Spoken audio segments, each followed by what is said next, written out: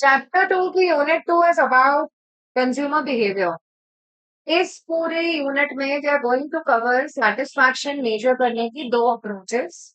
मतलब as a consumer तुम अपने इक्विलिब्रियम में कब आते हो when you maximise your satisfaction. और वो मैक्सिमम सेटिस्फैक्शन कौन से यूनिट पे अचीव होगा उसे निकालने के दो तरीके हैं। पहला तरीका क्या है? Cardinal approach.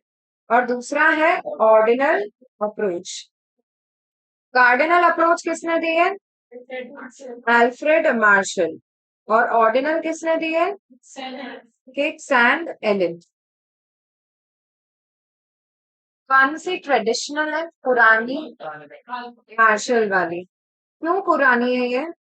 क्योंकि ये बोलती है कि आप अपना सेटिस्फैक्शन नंबर फॉर्म में मेजर कर सकते हो। लेकिन ऑर्डिनल अप्रोच क्या यही बात बोलती है? नहीं।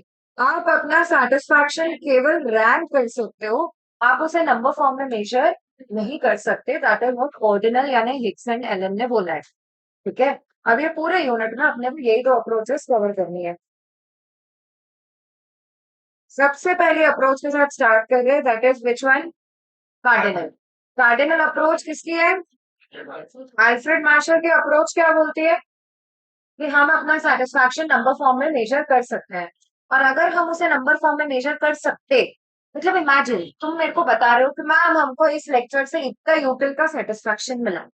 ओके, दैट मेजरिंग रॉड अपने केस में इस अप्रोच में है यूटिलिटी।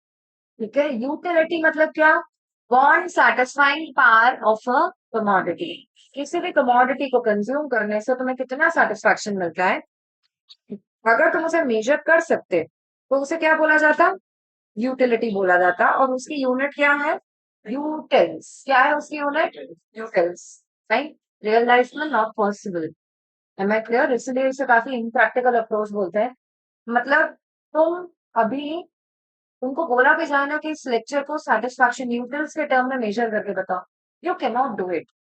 तुम बता सकते हो तुम सेटिस्फाइड थे या तुम नहीं सेटिस्फाइड थे, लेकिन उसे नंबर फॉर्म में बता पाना बड़ा मुश्किल काम होता है। Am I clear? ठीक है। दो अप्रोचेस हैं। यूटिलिटी दो तरह की होती है, टोटल यूटिलिटी और मार्जिनल यूटिलिटी। टोटल यूटिलिटी मतलब क्या? सारे कमोडिटीज कंज्यूम करके तुमको टोटल सेटिस्फैक्शन कितना मिला है उसे बोला जाता है टोटल यूटिलिटी। तो it refers to sum total of satisfaction, sum total of satisfaction derive from consumption of all units. सारी यूनिट्स कंज्यूम करके आपको टोटल सेटिस्फैक्शन कितना मिला है उसे टोटल यूटिलिटी बोला जाता है। फॉर्मूला क्या है? summation of mu, tu is equal to summation of mu। और हर एडिशनल यूनिट से मिलने वाले सेटिस्फैक्शन को बोला जाता है क्या? Marginal utility. फॉर्मूला होता है mu is equal to TUN-TUN-1, या फिर change in TU upon change in Q, जहाँ पे Q का मतलब क्या है? यूनिट्स। ठीक है। ठीक है। मार्जिनल यूटिलिटी का दूसरा नाम होता है मार्जिनल सेटाइटी। टोटल यूटिलिटी का दूसरा नाम होता है फुल सेटाइटी। सेटाइटी मतलब satisfaction. M I clear?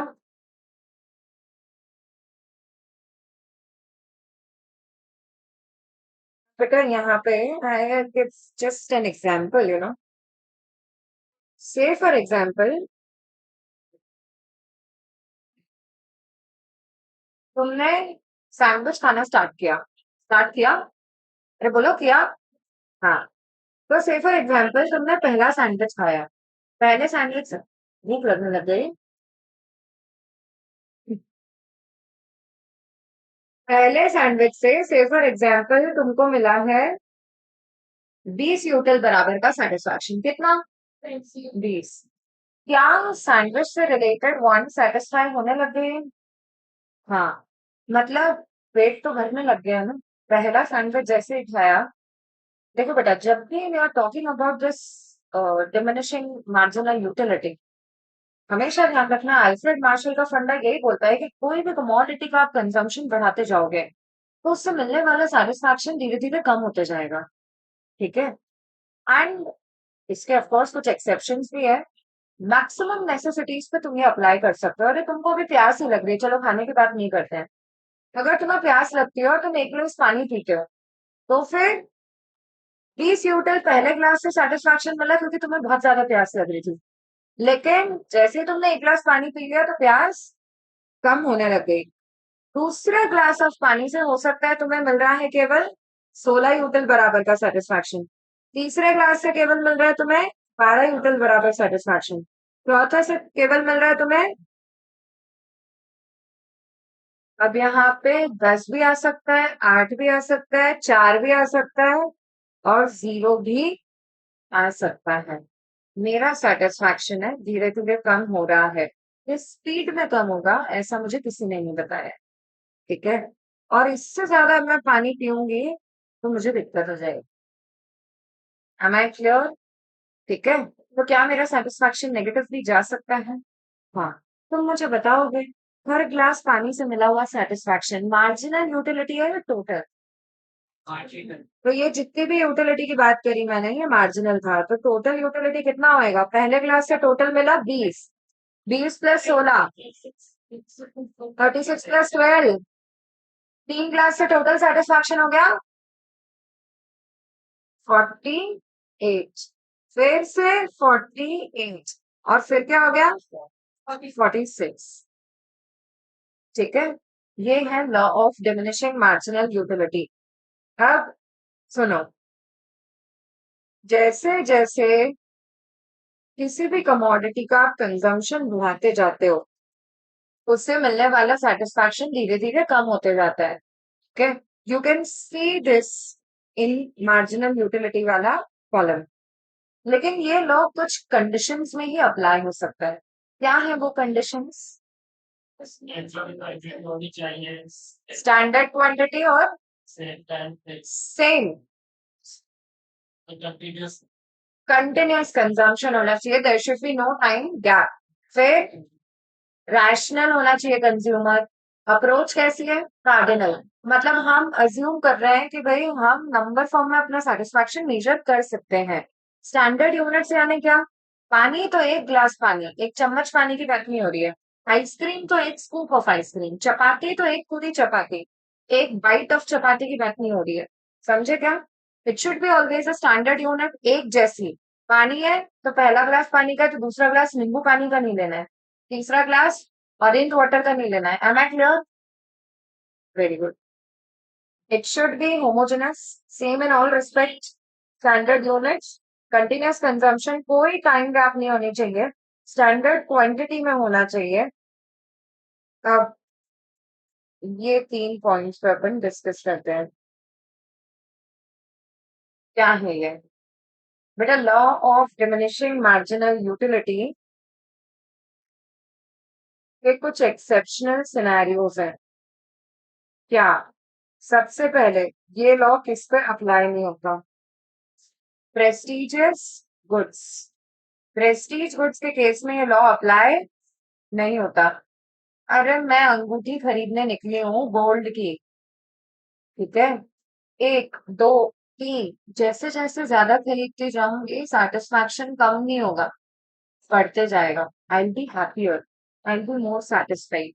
Necessity की बात नहीं हो रही ना यार, लग्जरीज की बात होने लग गई है, प्रेस्टीज गुड्स की बात होने लग गई। तुम कार खरीदने निकले, तुमने 1, 2, 3 कार बैक टू बैक खरीद ली, you will be happy, you will be satisfied probably कि वाह यार अब इतना कमाने लग गए कि 3 कार खरीद ली हमने इसकी। Am I clear? This will give you more satisfaction. तो ये लॉ ऐसे गुड्स पे अप्लाई नहीं होता। नेक्स्टली, रिलेटेड गुड्स की बात अल्फ्रेड मार्शल ने की नहीं। ये लॉ सब्स्टिट्यूट और कॉम्प्लीमेंट के अवेलेबिलिटी से अफेक्ट हो सकता था, लेकिन अल्फ्रेड मार्शल ने ये चीजें समझाई नहीं है। ओके, बहुत ही अनरियलिस्टिक अजम्पशन है। जैसे entire approach is cardinal, real life में अप्लाई नहीं हो पाती। मतलब रियल लाइफ में how will you apply it? You never measure your satisfaction in the form of numbers. Am I clear? अगली चीज, कुछ और एक्सेप्शन है अपार्ट फ्रॉम प्रेस्टीज गुड्स, जैसे कि habit forming goods. Drug, alcohol, cigarette, जितना consumption बढ़ाते हो सेटिस्फैक्शन कम नहीं होता, उल्टा और बढ़ जाता है। ठीक है, this does not apply in case of art या हॉबीज। हॉबी वाली चीजों पे भी अप्लाई नहीं होता है। तुमको पेंटिंग का शौक है, तुम एक दो तीन कितनी कर लोगे तो भी शायद सेटिस्फैक्शन कम नहीं होगा। ओके। जैसे तुम्हें अगर मोबाइल देखने का शौक है, इंस्टाग्राम रील्स, ठीक है, तो तुम कितनी ही रील्स निपटा दोगे, तुम्हारा सेटिस्फैक्शन कम नहीं होगा। Rudransh, nextly, miserly behaviour people. कंजूस लोगों पे ये लॉ नहीं लगेगा। कंजूस लोग कंजम्पशन बढ़ाएंगे ही नहीं। ऐसा है क्लियर? ठीक है। ओके।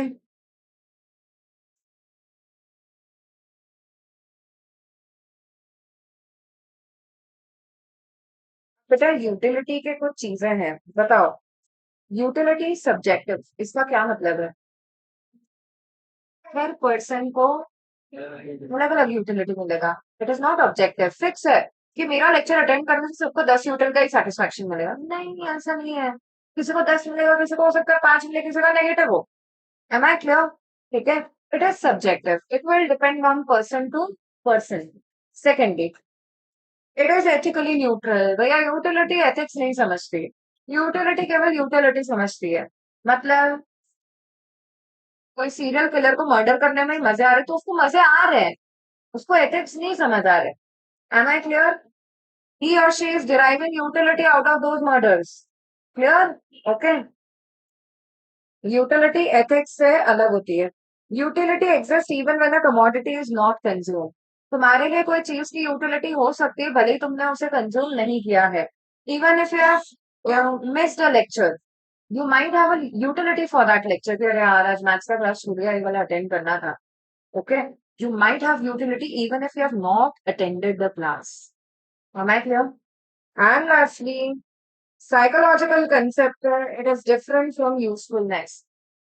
तुमको पता है इंस्टाग्राम रील्स तुम्हारे लिए यूजफुल नहीं रहेंगे, फिर भी तुम्हें यूटिलिटी मिलती है उसे देखने में। Am I clear? तो यूजफुलनेस अलग चीज है और यूटिलिटी अलग चीज होती है। क्लियर है? बताएं, यूटिलिटी सब्जेक्टिव है या ऑब्जेक्टिव है? सब्जेक्टिव है। हर पर्सन को अलग अलग टाइम पे सेम चीज से अलग अलग यूटिलिटी मिल सकता है। ओके। इनफैक्ट सेम पर्सन को अलग अलग टाइम पे अलग अलग यूटिलिटी मिल सकता है। तुम्हारे लिए ठंड में जैकेट्स का इंपॉर्टेंस हो सकता है, लेकिन गर्मियों में उसका इंपॉर्टेंस नहीं होता। Am I clear? ठीक है। बताएं, यूजफुलनेस यूटिलिटी सेम होता है क्या? नहीं। Utility is ethically dash, ethically neutral. ठीक है। यूटिलिटी का तब भी डिराइव हो सकती है अगर तुमने कोई कमोडिटी कंज्यूम ना की हो तो भी। बताएं, law of diminishing marginal utility के असम्पशंस क्या है? कैसी unit? Continuous consumption, standard units, homogeneous units. कैसी अप्रोच है ये? कार्डिनल। कैसा कंज्यूमर को माना जाता है? रैशनल, वो सोच समझ के डिसीजन ले रहा है। Money is the measuring rod of utility, remember money is the measuring rod of utility. मतलब क्या? अरे कोई भी चीज खरीदने के लिए ज्यादा पैसा भरोगे ना तो यूटिलिटी कम हो जाएगी तुम्हारी। सस्ते में मिलेगा तो यूटिलिटी हमेशा ज्यादा रहेगा। Am I clear? तो money is the base of utility.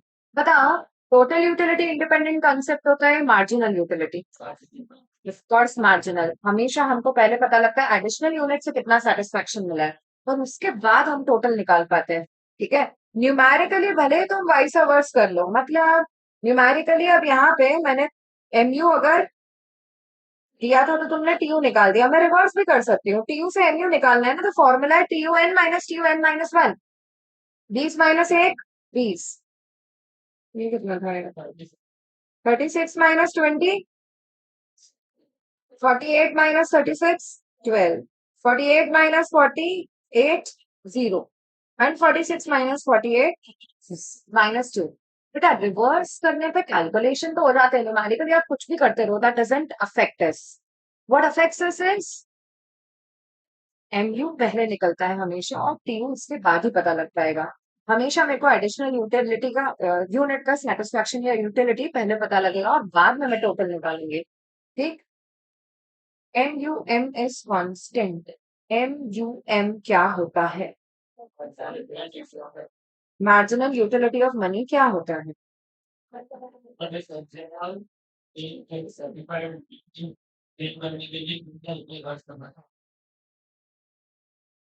Very good.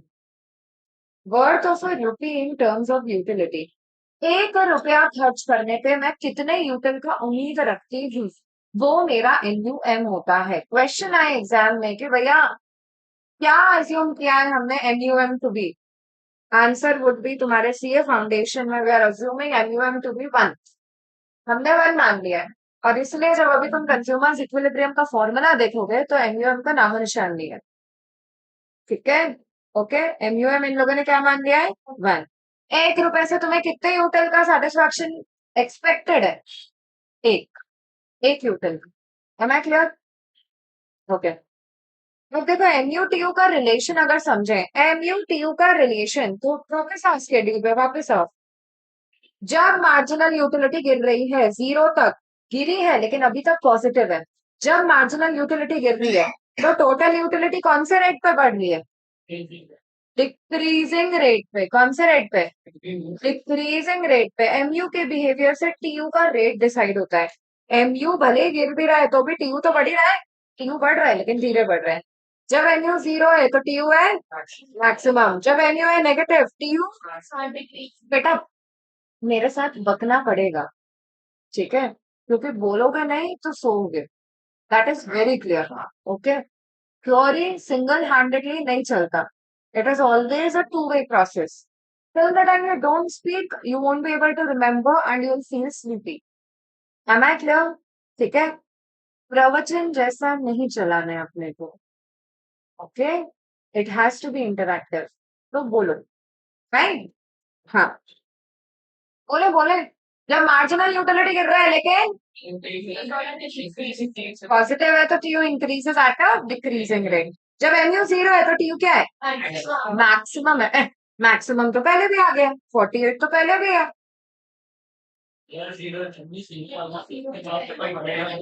Correct. बेटा 12 के बाद तो फिर भी पॉसिबिलिटी थी. यहाँ पे मैं 10 लिख देती तो तुम्हारा टीयू 58 आ जाता. लेकिन जैसे ही ये 0 हो गया है अब एक चीज पक्की हो गई. क्या पक्की हो गई. डीएमयू का लॉ चल रहा है. या तो 0 रहेगा या नेगेटिव जाएगा. इसके बाद नहीं बढ़ने वाला हो गया. और इसलिए 0 वाले लेवल को हमेशा मैक्सिमम माना जाता है. Am I clear with this. जब ये एमयू नेगेटिव है तो TU TU TU start falling. केवल एक ही पॉइंट है जब टीयू गिरता है या कोई सा भी टोटल वाला लेवल गिरता है जब मार्जिनल हो जाता है negative. That is the only point when total falls. Am I clear. अब यही पॉइंट ऑफ रिलेशन तुमको वहां भी देके रखे हैं. क्या देके रखे हैं.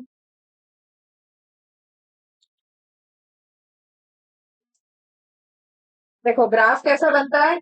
जब मार्जिनल यूटिलिटी गिरती है ये एमयू का ग्राफ है और यूनिट्स लिए एक्स एक्सिस पे. ऊपर वाला टीयू का ग्राफ है. यूनिट्स लिए एक्स एक्सिस पे वापस है. जब एमयू गिर रहा है लेकिन पॉजिटिव है तो टीयू बढ़ेगा eight which rate decreasing rate. जब एमयू 0 है 0 तो टीयू उसके मैक्सिमम पे. और जब फाइनली इस पॉइंट के बाद एमयू गिरने लग गया है तो TU has started falling. Am I clear.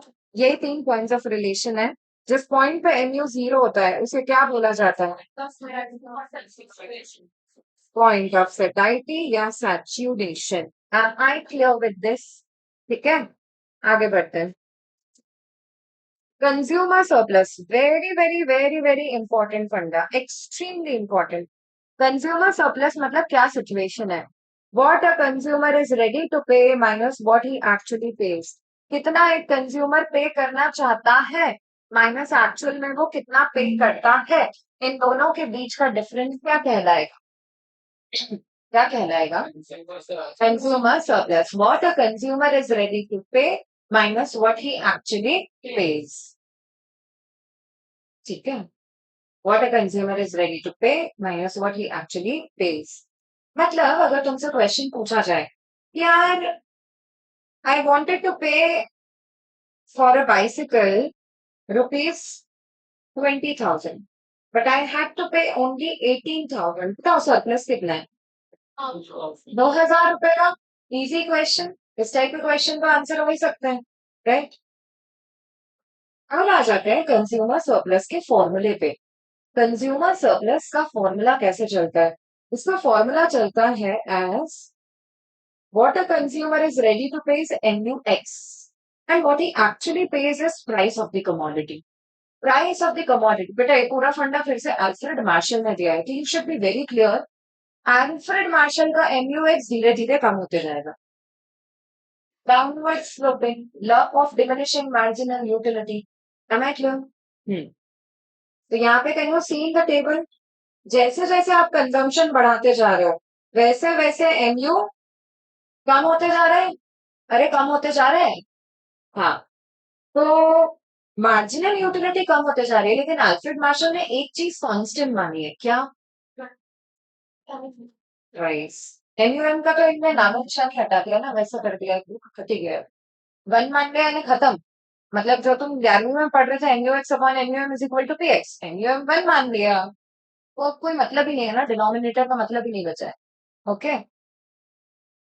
Price को कांस्टेंट माना है. क्वेश्चन फॉर यू, अगर प्राइस कांस्टेंट है तो इन चारों में से कौन से मार्केट में प्राइस कांस्टेंट होती है? Perfect competition, monopoly, monopolistic competition या ओलिगोपोली?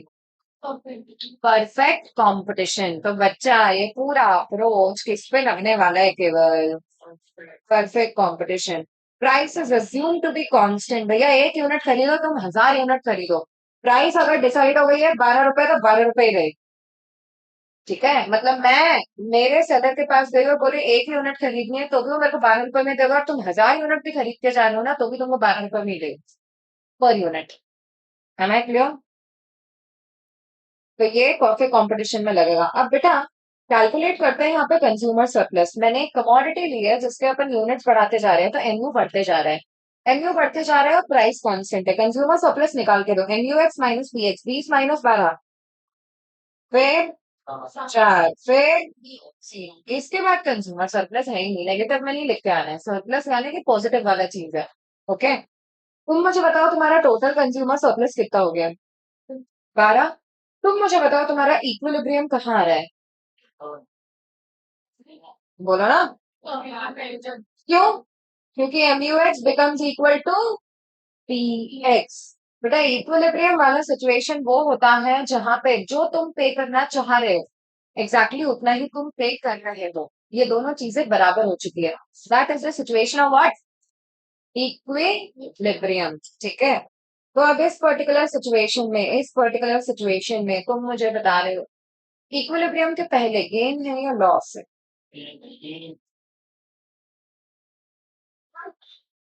क्योंकि हम पे ज्यादा करना चाहते हैं और हम एक्चुअल में पे कम कर रहे हैं तो हम फायदे में हैं.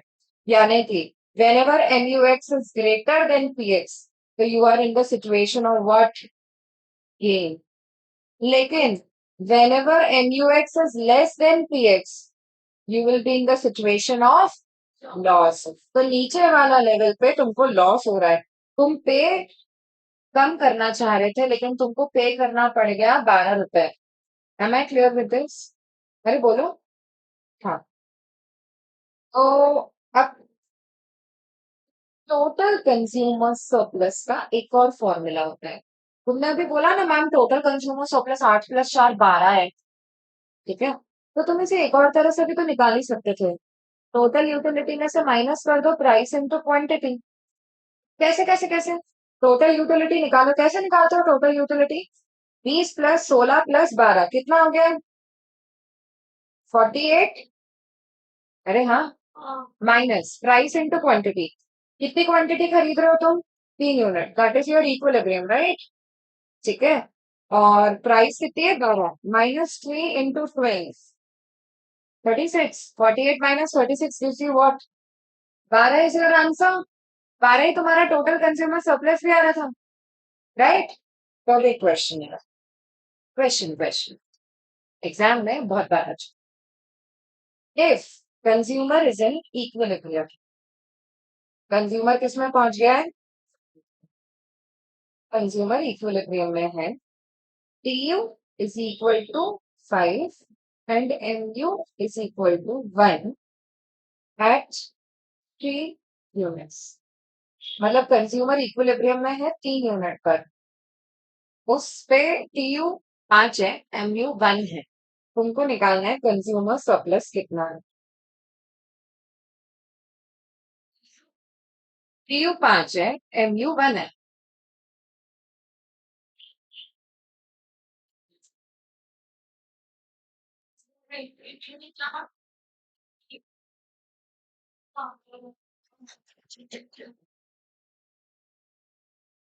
बताएं।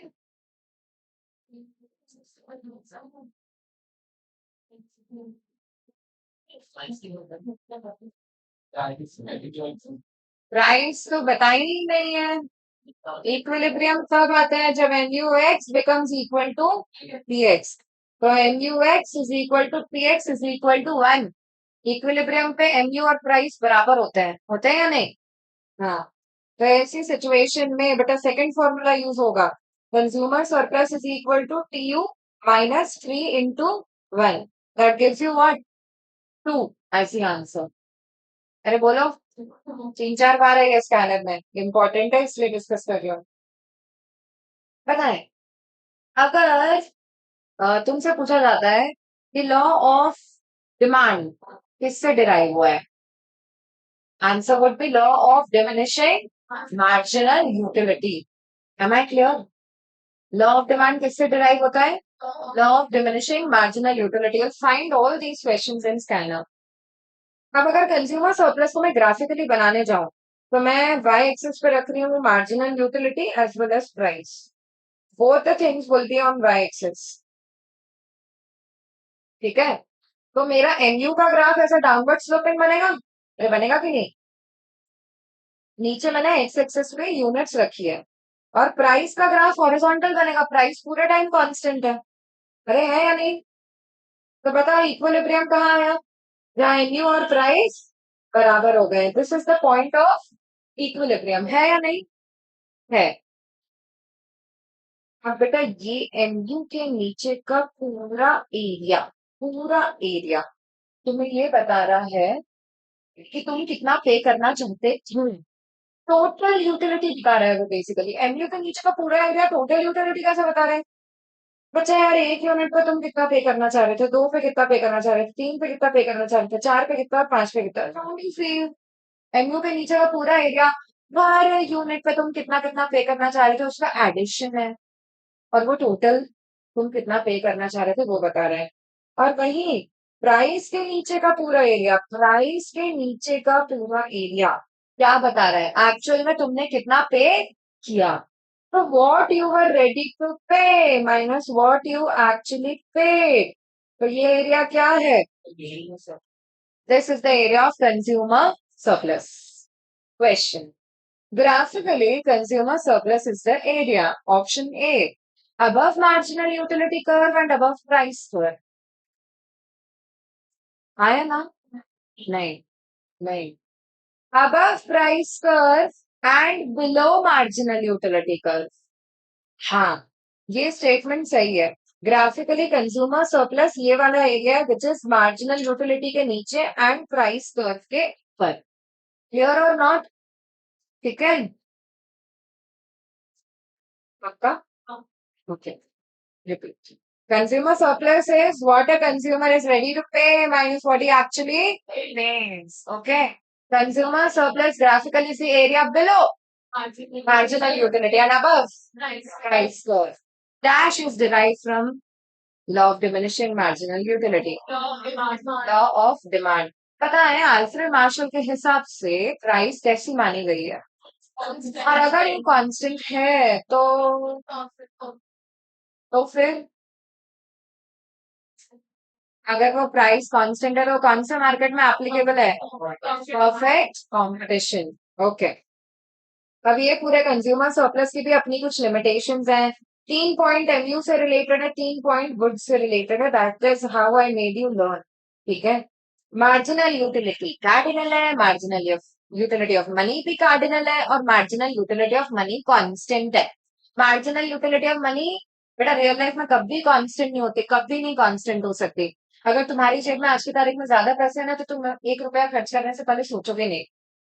ऐसा बोला जाता है कोई भी सैलरीड एम्प्लॉय को जब 1 तारीख को सैलरी मिलती है तब उसको 1 रुपया से सेटिस्फैक्शन जितना उम्मीद रहता है उसको थोड़ा कम भी मिल जाता है ना तो भी चल जाएगा। वो थोड़ा बिना सोचे समझे खर्चा शायद इनिशियली कर सकता है। लेकिन जब सैलरी खत्म होने लग जाती है, तो फिर वो 1 रुपया भी बहुत सोच समझ के खर्चा करेगा। 1 रुपये में उसको ज्यादा सेटिस्फैक्शन की उम्मीद होगी, यानी ज्यादा एम्बियम की उम्मीद होगी। That is a real life thing. Marshall ने क्या मान लिया? Marginal utility of money constant है, तुम्हारे जेब में जितने भी पैसे हैं, उससे कुछ फर्क नहीं पड़ता है। ऐसा रियल लाइफ में नहीं होता है, इसलिए ये फालतू अजम्पशन है। Okay, M U M is cardinal, M U is cardinal, M U M is constant, all unrealistic assumptions। Okay, real life में ये सब मेजर करना बहुत मुश्किल हो जाता है। 3 पॉइंट जो रेलिवेंट है और तुम्हें ध्यान होने चाहिए। Consumer surplus is close to infinity in case of necessity. तुमको विश्वास नहीं होता तो आज दिन भर बिना पानी पिए देखो, ठीक है? और फिर सीधे कल पानी पीना, ठीक है? Would realize कि in case of necessities, consumer surplus reaches close to infinity। जब अगले दिन पानी पियोगे ना, you'll get immense satisfaction, immense, ठीक है? प्रेस्टीज गुड्स के केस में क्योंकि लॉ ऑफ डीएमयू ही नहीं लगता, लॉ ऑफ डीएमयू नहीं लगता, तो उसका downward sloping marginal utility curve भी नहीं है।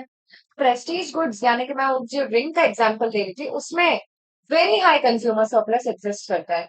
एमयू कर्व डाउनवर्ड स्लोपिंग नहीं है, एमयू कर्व अपवर्ड स्लोपिंग जा रहा है। ओके, तो कैसे डिफाइन करूंगी कितना कंज्यूमर सरप्लस? लेकिन एग्जाम में कभी आता है कि इनमें से किसमें सबसे ज्यादा कंज्यूमर सरप्लस होगा? Option A necessities, option B prestige goods, option C luxury, and option D none। You will take necessity। Am I clear? And third thing, related goods का बात करा ही नहीं मार्शल ने। 3 पॉइंट एमयू वाले repeat करो। MU M is cardinal, MU is cardinal, and dash is constant. What? MU M. 3 point good से रिलेटेड। इसमें इंफिनिटी है, नेसेसिटी किसमें बहुत ज्यादा है, और किसके बात की ही नहीं मार्शल ने? Related goods. कंज्यूमर सरप्लस को प्रैक्टिकली देखा जाए तो कंज्यूमर सरप्लस कहाँ कहाँ लग सकता है? सबसे पहले प्राइस डिस्क्रिमिनेशन। आपको पता लग गया ना कि सामने वाला कस्टमर आपके प्रोडक्ट के लिए कितना प्राइस चार्ज दे, कितना प्राइस दे सकता है। बेटा सीए लोग भी करते हैं ये, है ना? कोई क्लाइंट आया, उसकी बैलेंस शीट तो तुम्हारे पास ही है। ओके, पता है इसका 1 करोड़ सालाना का पैकेज है, तो टैक्स रिटर्न के लिए 15,000 रुपए लगे। ओके, और जिसका आपको दिख रहा है बैलेंस शीट में क्या है, 10 लाख का है इसका इनकम, टैक्स रिटर्न के लिए 1,000 रुपए लगे। इसको क्या बोला जाता है? Price discrimination. Am I clear? Your doctors also do it, CA also do it. Am I clear? Okay, then large scale investment. बड़े इन्वेस्टमेंट करना है तो भैया सरप्लस निकालो पहले, रुद्रांश। ओके, बड़े इन्वेस्टमेंट करने के लिए अगर तुम एक प्लॉट भी खरीद रहे हो ना, तो हैव टू असेस कि भैया बेनिफिट कितना आने वाला है, मेरे को कितना सरप्लस मिलेगा। और इसीलिए कोई भी बड़ा इन्वेस्टमेंट करने के पहले कॉस्ट बेनिफिट एनालिसिस जिसे बोलते हैं, कि मेरे को कितना सरप्लस मिलेगा ये प्लॉट खरीद के, ओके, वो किया जाता है। थर्डली, प्रोडक्ट की प्राइसेस को बढ़ाने से पहले सामने वाले का सरप्लस असेस कर लो। तुमको लगता है कि तुम्हारा कस्टमर एक्स्ट्रा दे सकता है, तो उसकी इतनी कैपेबिलिटी है, तो फिर ऐसी सिचुएशन में कंज्यूमर सरप्लस का आइडिया होना जरूरी है। एंड लास्टली, टैक्स की पॉलिसी। ठीक है, फाइनेंस मिनिस्टर इनकी पिंकी पोंकी करके डिसाइड नहीं करते हैं, दे डिसाइड कि सामने वाले को कितना सरप्लस बच रहा है। अल्कोहल, सिगरेट, इन सब पे ज्यादा टैक्स लगाना का ये इंटेंशन होता है कि सामने वाले दे देगा ये इतना टैक्स। क्यों? क्योंकि उसको लत लग गई है, उससे छूट नहीं रहा है, तो वो जितना भी टैक्स मांगेगी ना सरकार, वो दे देगा। Am I clear? तो टैक्स और सब्सिडी का पॉलिसी भी कहीं ना कहीं सरप्लस डिसाइड करके डिसाइड किया जाए, समझेगा? ओके, नाउ बेटा देर आर, अभी अपनी कार्डिनल अप्रोच हुई है। कार्डिनल अप्रोच में दो चीजें हैं, दो। एक तो है law of diminishing marginal utility, जिसको बोला जाता है गॉसन्स फर्स्ट लॉ। क्या बोलते हैं? गॉसन्स फर्स्ट लॉ। और इसी का दूसरा नाम है फंडामेंटल लॉ ऑफ सेटिस्फैक्शन,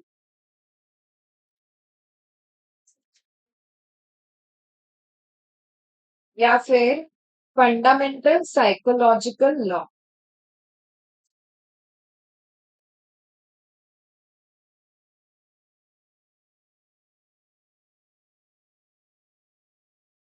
ठीक है।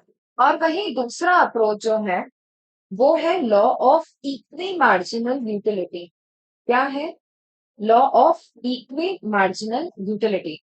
ये गॉसन का सेकंड लॉ है। क्या है ये? Second law. और इसे ही लॉ ऑफ प्रपोर्शनेट्स भी बोलते हैं। एक बार एग्जाम में टर्म यूज हो गया है, law of प्रपोर्शनेट्स।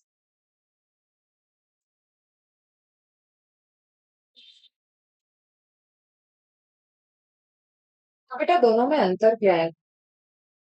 Law of diminishing marginal utility one commodity के केस का है, और एक से ज्यादा टू और मोर कमोडिटीज के केस में क्या लगता है? Law of equi marginal utility. एक कमोडिटी अगर होती है तो हमने अभी इक्वेशन देखी, इक्विलिब्रियम कब आएगा? जब एनयूएक्स और पीएक्स हो जाते हैं बराबर। कब आता है इक्विलिब्रियम? जब एनयूएक्स और पीएक्स हो जाते हैं बराबर। लेकिन दो कमोडिटी के केस में इक्विलिब्रियम कब आता है? जब MUX upon PX is equal to MUY upon में PY। MUX upon PX becomes equal to MUY upon PY। बस इक्वेशन ही है इसकी। ठीक है। 11वीं कक्षा में तुमने इससे रिलेटेड फॉर्मूलेस के न्यूमेरिकल्स भी देखे होंगे, लेकिन यहाँ पे इसके न्यूमेरिकल्स नहीं। ठीक है। रिपीट करें, law of diminishing marginal utility के दूसरे नाम क्या है? Gossen's first law, fundamental law of satisfaction and fundamental psychological law. और इक्वी मार्जिनल यूटिलिटी का दूसरा नाम क्या है? लॉ ऑफ प्रपोर्शनेट्स या गॉसन्स सेकंड लॉ। बेटा founder of this law, both of these laws was Hermann Gossen, लेकिन उसको यूटिलिटी के टर्म्स में मार्शल ने समझाया है। ओके, फाउंडर तो गॉसन है। क्लियर? कौन कौन सा एक कमोडिटी का? Diminishing marginal utility. एक से ज्यादा का है तो इक्वी मार्जिनल यूटिलिटी। इक्वेशन बताओ इक्विलिब्रियम की, अगर वन कमोडिटी है तो MUX अपॉन PX, और दो है तो MUX upon PX is equal to MUY upon PY। Coming on to next approach, that is indifference curve. It is a curve representing कैसे कॉम्बिनेशन? कैसे कॉम्बिनेशन? Alternative combination. कितने goods के जो आपको कैसा सेटिस्फैक्शन देंगे? Same level of satisfaction. बेटा you get same level of satisfaction, you make such combination of two goods. ठीक है। ये समझने के लिए पहले कुछ टर्म समझनी पड़ेंगी। सबसे पहले हम मानते हैं कि कंज्यूमर कैसा है? रैशनल। तो वो क्या मैक्सिमाइज करना चाहता है? सेटिस्फैक्शन। ऑर्डिनल अप्रोच है, ऑर्डिनल है तो हम अपने सेटिस्फैक्शन को क्या कर सकते हैं? रैंक कर सकते हैं। किसने दिया approach? Hicks and Taylor. Next, more goods more satisfaction. अगर बास्केट ए में 10 एप्पल 10 मैंगो पड़े, बास्केट बी में 10 एप्पल 15 मैंगो पड़े, तो कौन सा बास्केट ज्यादा सेटिस्फैक्शन देगा? सेकंड वाला। क्यों? क्योंकि it has got more goods. Then क्या होता है? Consistency. If A is better than B is better than C, then automatically A is better than C. मतलब मैंने तुमको बोल दिया, क्या हो गया Rudransh?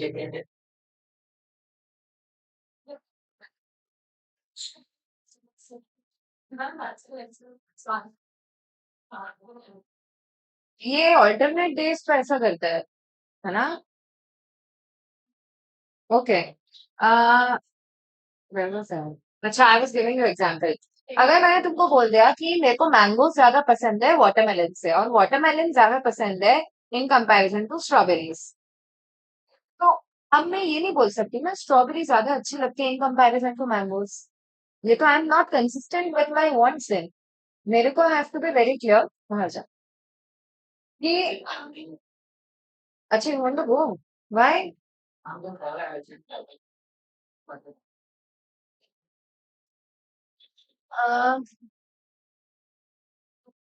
Automatically mango will be better than strawberry.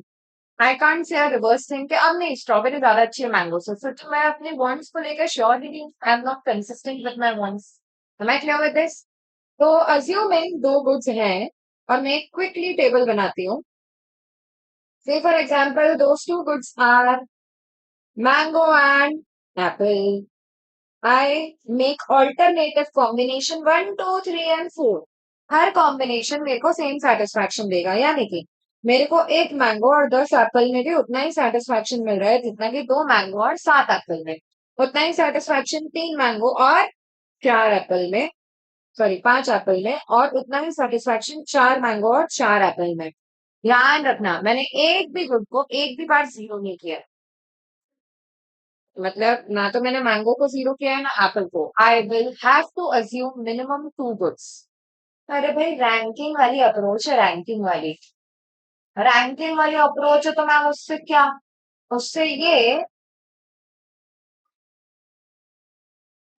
उससे क्या, रैंकिंग वाली अप्रोच है तो. अरे मैं बोल दूं, क्लास में पता है मैं फर्स्ट आती थी. ठीक है. हाँ. तुमने पूछा क्लास में कितने बच्चे, मैंने बोला मैं अकेली. ओके. तो भाई फिर लास्ट भी तो मैं ही आती थी. तो रैंक करने के लिए कम से कम दो होना जरूरी है. ओके. एक को जीरो नहीं किया जा सकता. फाइन. तो अब सुने. वियर्ड थिंग इज, अभी यहाँ पे मैंने मैंगो को बढ़ाया, तो मैंने एप्पल को कम क्यों किया. मैं सात में नहीं बढ़ा सकती, नहीं तो यहाँ पे सात की जगह मैं 11 लिख देती हूँ. ऐसा नहीं हो सकता क्यों. I want to maintain same level of satisfaction. अगर बेटा इनकम की तो बात ही नहीं करता है एक भी बार इंडिफरेंस कर्व. ओके. तो इनकम वाला रीजन नहीं टिक करके आना है. रीजन पूछे जाते हैं इसलिए बोले जा रहे हैं. Now listen.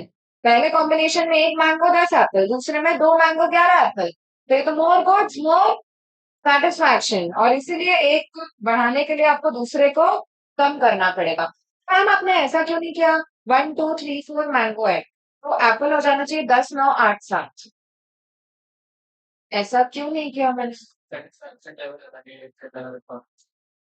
मैंने एक मैंगो बढ़ाने के लिए शुरू में तीन, कितने, तीन एप्पल कुर्बान कर दिए. फिर मैंने एक और मैंगो बढ़ाने के लिए दो एप्पल कुर्बान किए केवल. फिर मैंने एक और मैंगो बढ़ाने के लिए केवल एक ही एप्पल कुर्बान किया. क्योंकि जो गुड मैं कंज्यूम करते जा रही हूँ उससे मिलने वाला सेटिस्फैक्शन मुझे धीरे धीरे कम मिलते जा रहा है. मैंगो का कंजम्पशन बढ़ रहा है ना. तो पहले मैंगो के लिए मैंने भले ही 3 एप्पल कुर्बान कर दिए हैं, लेकिन एक और मैंगो के लिए अब मैं केवल 2 एप्पल कुर्बान करना चाहती हूँ, क्योंकि मैंगो से रिलेटेड मेरी वांट सेटिस्फाई होने लग गई है. हिक्स एंड एलन ने भले ही डायरेक्टली नाम नहीं लिया है, क्योंकि वो नाम ले नहीं सकते हैं, उनका अप्रोच कार्डिनल नहीं है, लेकिन law of diminishing marginal utility चल रहा है.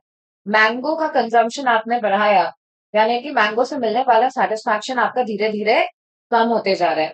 और वो कम होते जा रहा है, इसलिए आप मैंगो के बदले में जो दूसरा गुड का बार्टर कर रहे हो ना, सब्स्टिट्यूट दे रहे हो, वो आप कम दोगे. Am I clear. रुपया नहीं है तो बार्टर चल रहा है, सीधी बात है. Okay. MRS, marginal rate of substitution, the rate at which I am ready to give up apple for every additional mango, उसे बोला जाता है MRS. फुल फॉर्म बोले, marginal rate of substitution. Formula क्या है, loss divided by gain. Calculate करो. First level पे नहीं निकल सकता, दूसरे पे देखो. 3 एप्पल कुर्बान कर दिए एक मैंगो के लिए, 3 by 1, 3. ठीक है. फिर 2 एप्पल कुर्बान करे एक मैंगो बढ़ाने के लिए, 2 by 1 गिव्स 2. देन एक मैंगो कुर्बान किया एक एप्पल बढ़ाने के लिए, 1 by 1 गिव्स मी 1. समझे तुम. धीरे धीरे एमआरएस कम होते जा रहा है. अगर आपका सैक्रिफाइसिंग रेशियो कम होते जाता है तो आपका ग्राफ कैसा बनेगा.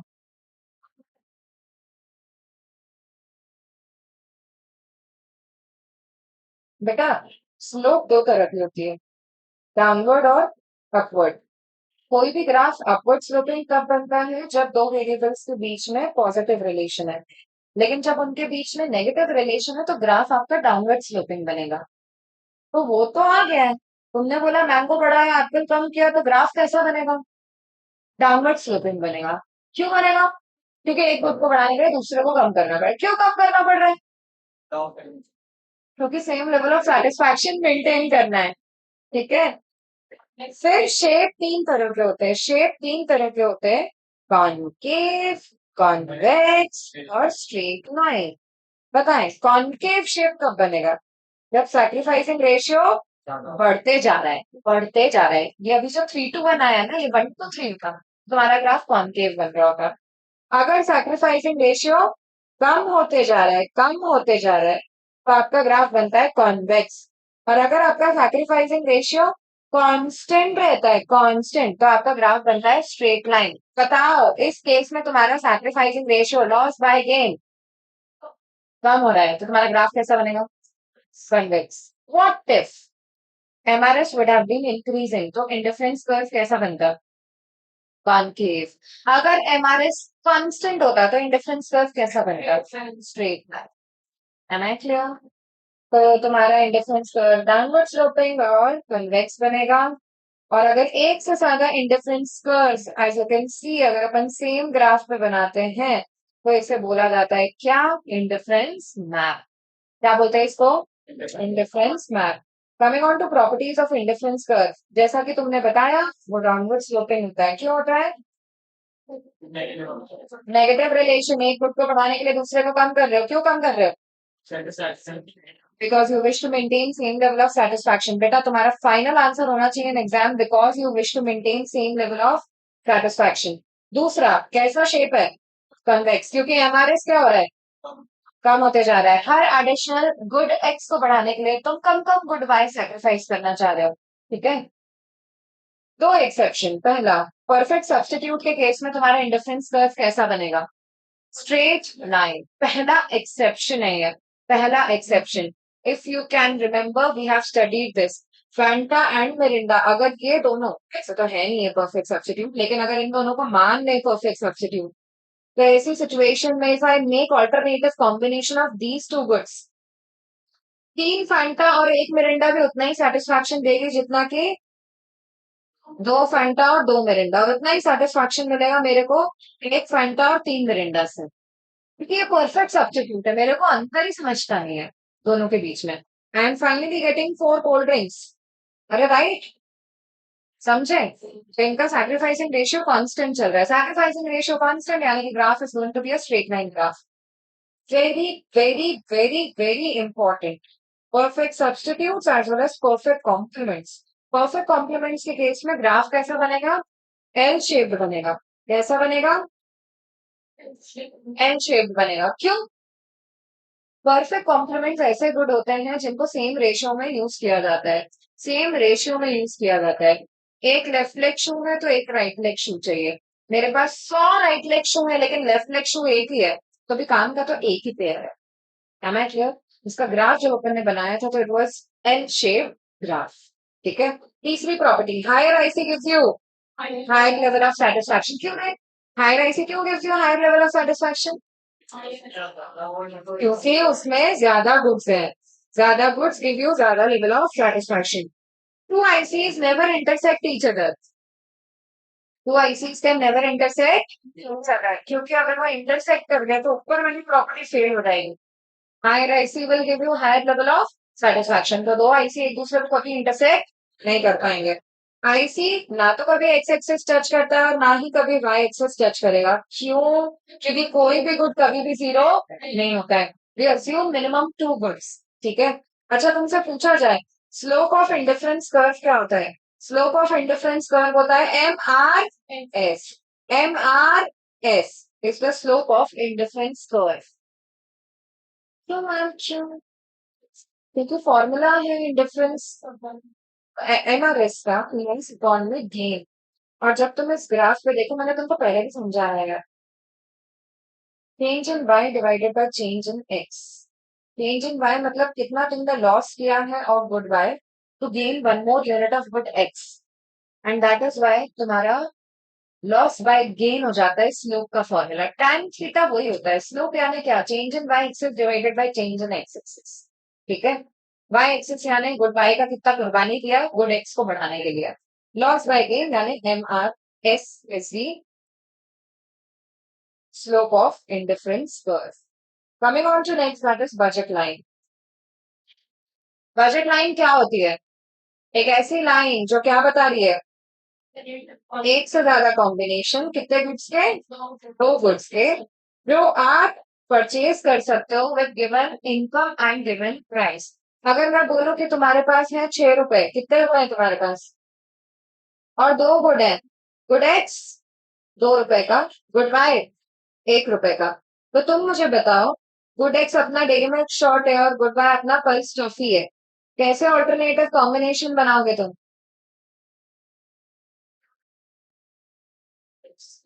एक्स और वाई के ऑल्टरनेटिव कॉम्बिनेशन बना के दो। अगर एक्स एक भी यूनिट नहीं खरीदते तो वाई कितना खरीद सकते हो? 6 यूनिट।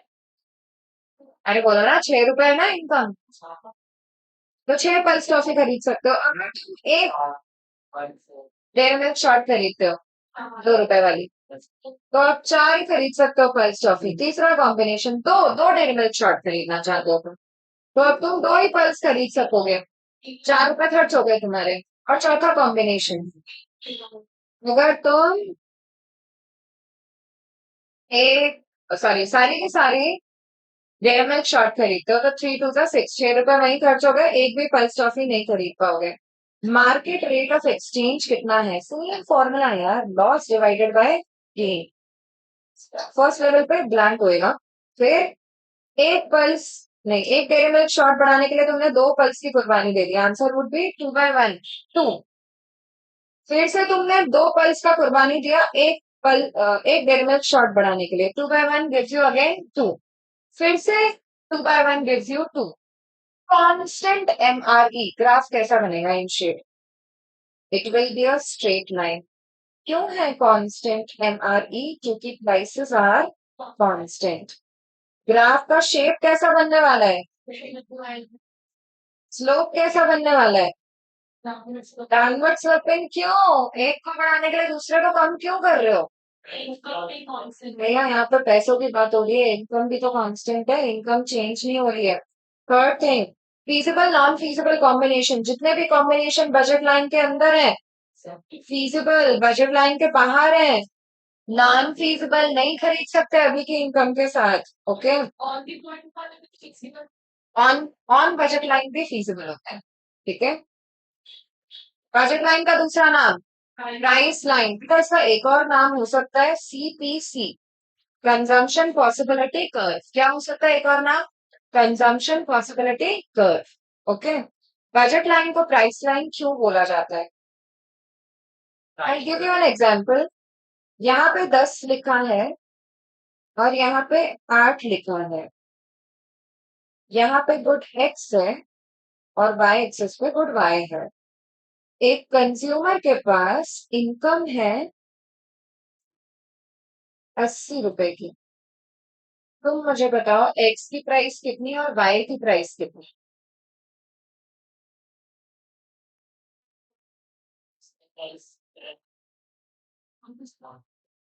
एक्स की प्राइस, राइट, एक्स की प्राइस 10 है और वाई की प्राइस 8 है। वेरी गुड बेटा, ये जो 8 और 10 लिखा है ना यहाँ पे, ये यूनिट्स लिखी हुई है, दीज आर नॉट प्राइस, ठीक है। तुम अगर सारा पैसा एक्स में लगा दो तो तुम 8 यूनिट खरीद सकते हो, पूरी इनकम तुमने एक्स खरीदने में लगा दो, तुम 8 यूनिट खरीद सकते हो। 8 यूनिट खरीदते हो इनटू इसका प्राइस, तो 80 रुपए पूरे खर्च हो जाते हैं। Quantity of x into price of x, पूरे 80 रुपए खर्च। तो एक्स की प्राइस कितनी हो गई, 80 डिवाइडेड बाय 8, दैट इज 10 रुपए। और same thing applies with Y, maximum तुम वाई की 10 यूनिट खरीद सकते हो, अगर तुम एक्स की एक भी यूनिट ना खरीदो तो, ठीक है। तो 10 unit into price of Y gives you 80 रुपए का खर्चा। तो प्राइस ऑफ वाई कितना हो जाएगा, 80 डिवाइडेड बाय 10, यानी कि 8 रुपए। इसलिए बजट लाइन को प्राइस लाइन बोला जाता है, it shows you the ratio between prices of two goods. समझे कि नहीं रहे? पक्का, इस टाइप का क्वेश्चन है मॉड्यूल में, important. Slope of budget line क्या होता है, P X upon P Y, P X upon P Y. देख लो तुम अपने एग्जाम्पल में, px कितना था 2 रुपए, py कितना था 1, 2/1 gives you what 2, 2 ही आ रहा है ना पूरे टाइम स्लोप, mre तुमने 2 ही निकाला था, ठीक है, that is px upon py. Finally the last thing, happy people, consumers equilibrium, पता है इक्विलिब्रियम कौन से पॉइंट पे आ रहा है, ए बी ई, ई पे क्यों,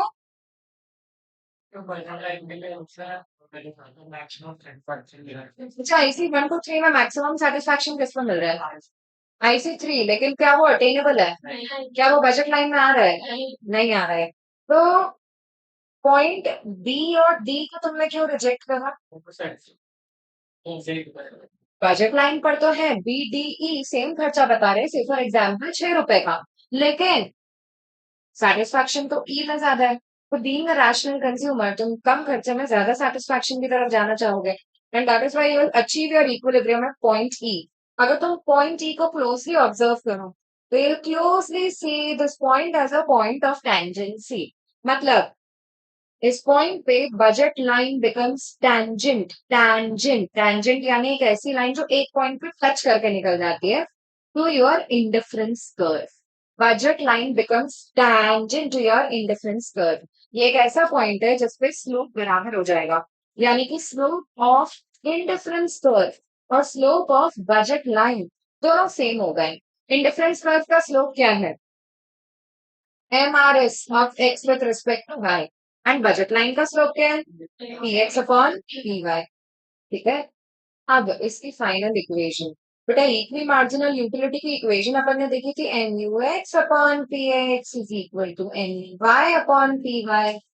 मैं इसी को एक और तरह से लिख सकती हूँ, मैं क्रॉस मल्टीप्लाई कर रही हूँ सर, तो can I write it as NUX upon NUY, px को उधर तरफ ले गए RHS में, तो it is equal to px upon py, can I write it this way, है ना, तो I get this one more equation, ये मेरी पहली इक्वेशन, ये मेरी दूसरी इक्वेशन, तो अब मेरी तीसरी इक्वेशन इन दोनों को कंबाइन करके क्या बनेगी, MRS of x with respect to y is equal to px upon py, ये तो था ही, और px upon py किसके बराबर हो गया, MUX upon MUY.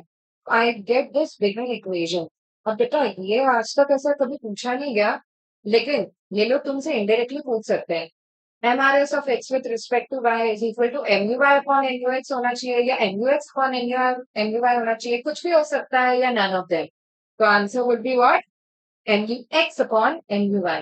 कंफ्यूजन ये हो सकता है कि MRS और MUY का कोई इक्वेशन नहीं होता है, px upon py का होता है ना, लेकिन अगर मैं ऑर्डिनल और कार्डिनल को कंबाइन करके देखूं तो I get this big equation, ये बड़ी इक्वेशन तुम्हें याद होनी चाहिए, ठीक है, इसके साथ ये यूनिट होती है खत्म. आई टोल्ड यू ना ऑप्टिमिस्टिक